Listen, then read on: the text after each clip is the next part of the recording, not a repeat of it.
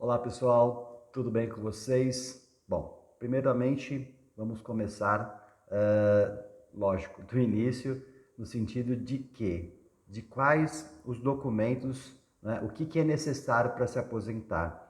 A gente está falando de 35 anos de contribuição, até às vezes mais.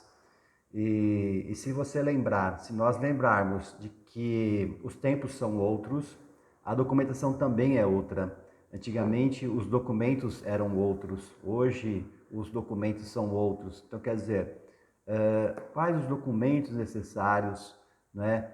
Então, para a gente começar a caminhada, é bom a gente começar a lembrar aonde que estão esses documentos, né? Quais são esses documentos? Então, aqui, ó, o que é necessário para se aposentar, legal?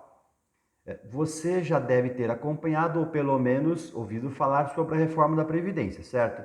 Isso mudou tudo, de alguma forma, ou que se não, bastante coisa. Nós vamos falar disso no decorrer do treinamento, mas assim, esse início, a gente vai fazer uma breve explanada sobre o que isso impactou ao seu caso, ou possa vir a impactar, aonde, e vamos passar breve sobre todas aos benefícios, todas as aposentadorias, e depois, mais adiante, a gente vai aprofundar em cada uma especificamente. Mas aqui a atenção vai ser nos documentos, legal? Falaremos melhor adiante, mas brevemente falaremos agora para adentrar aos documentos necessários. Com a aprovação da PEC, da Emenda Constitucional 103 de 2019, alterou diversas regras para que os contribuintes da Previdência Social possam se aposentar. Nós vamos falar de alguns termos mais diferentes. Contribuintes, quem são os contribuintes? Nós vamos falar disso adiante, tá? Se atenha a quem contribuiu, por exemplo. Dessa forma, várias normas mudaram, inserindo regras de transição e alterando exigências para que você tenha direito à aposentadoria, tá? Vamos falar de algumas regras de transição, vamos aprofundar mais à frente. Então, para saber o que é necessário para se aposentar, vale observar brevemente as novas determinações legais, o que foi que mudou que isso possa vir a te impactar. Além disso, é preciso entender em que perfil de contribuinte você se enquadra.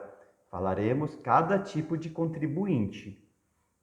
Às vezes você pode pensar que está distante, a gente entendendo o treinamento, você possa ver que não, o seu caso é um caso que já pode já se pensar em já até mesmo dar entrada, né? E que assim, você já logo então vai querer, não, então já vou logo vou dar entrada. Calma, não é assim tão simples, né? É tão fácil, decisão. Simples pode até ser, e eu vou te provar que é simples, mas a decisão de se aposentar, né? Em que momento, se está tudo correto, os documentos, se o INSS entende que está correto e vice-versa, porque você tem como comprovar e o INSS lá está diferente, né? Ou como não, quando você não tem como comprovar o que fazer. Então nós vamos dar o passo a passo para que isso se torne da maneira mais simples possível, para que você possa vir a alcançar o seu benefício mais correto possível, o maior valor possível, que esse é o intuito. A aposentadoria é única para a vida toda, né? Para o resto da vida toda para o resto da vida. Então, vamos passar muito breve, quero ser muito didático, muito rápido. Além disso, é preciso entender em perfil que você se enquadra. Afinal, para cada modalidade, existem regras e exigências específicas. É tranquilo, mas só entender que cada jogo tem a sua regra. Vamos começar então pelos tipos de aposentadoria, mas falaremos mais aprofundadamente em cada tipo nas trilhas seguintes.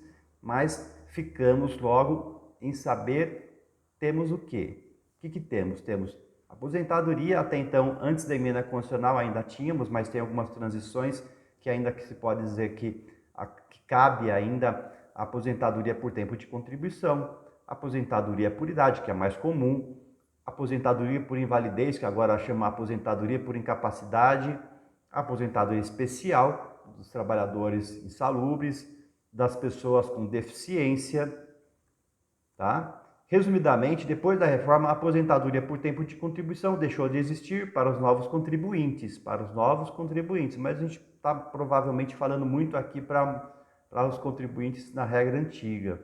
No entanto, existem regras de transição nas quais falaremos onde os atuais contribuintes podem se inserir e ainda solicitar o benefício. Já para se aposentar por idade, o indivíduo deve ter realizado no mínimo 240 contribuições depois da reforma, tá? Além disso, homens só podem solicitar o benefício a partir dos 65 anos e as mulheres a partir dos 62 anos. Basicamente, é o que pode se dizer que se mudou de regra de transição, de reforma, mas nós vamos detalhar a cada passo. Vamos lá?